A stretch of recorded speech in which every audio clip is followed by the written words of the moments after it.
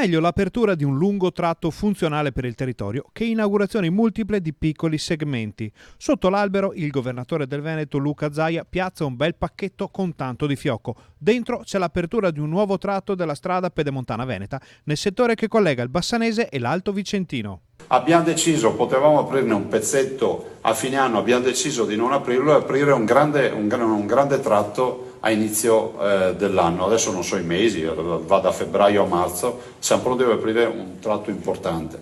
Proprio la strada pedemontana veneta è stata al centro del bilancio del lavoro svolto in questi anni, che il governatore ha portato all'attenzione dei media nell'ultima conferenza stampa di fine anno di questo suo mandato. Potrei parlare all'infinito di infrastrutture, però ci interessa dire un paio di cose.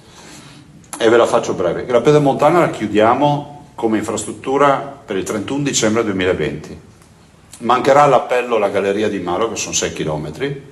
È stata, vi ricordo, sequestrata e dissequestrata 3 volte. Mi spiace per quelli che tifano sempre che le robe vadano male, ma è stata dissequestrata.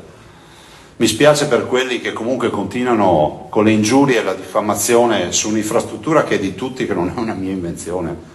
Io sono semplicemente colui che si è trovato a traghettarla in un momento di difficoltà. Abbiamo ereditato un cadavere eccellente, come dico spesso, l'abbiamo rivitalizzata e oggi in realtà avete visto dei tratti, non sono dei rendering fatti in digitale, quelle sono strade vere, asfalti veri della pedemontana veneta che abbiamo aperto i primi 10 chilometri come voi sapete.